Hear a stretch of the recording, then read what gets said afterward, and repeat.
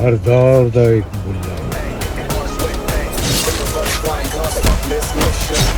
ਜਦੋਂ ਸੱਚ ਖੜਾ ਹੋ ਜਾਵੇ ਨਾ ਬੁੱਲਾ ਤੇ ਝੂਠ ਖੁਦ ਡਰ ਜਾਂਦਾ ਹੈ। ਜਦੋਂ ਜ਼ੁਲਮ ਦਾ ਹਨੇਰਾ ਹਰ ਪਾਸੇ ਛਾ ਜਾਵੇ।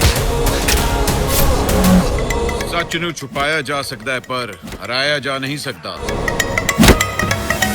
तो फिर सच बोलना वाजिब है। बहुत अरसे बाद शान जो है वो एक डिफरेंट कैरेक्टर में आ रहे हैं। ना बुल्ला होवे लव च गैरत होवे ते माता भरा छड़ देंदी है। बुल्ला ईद तैयार ही है, पूरी फैमिली नाल जाके देखो। मुझे उम्मीद है आप सब लोगों को ये फिल्म जरूर पसंद आएगी।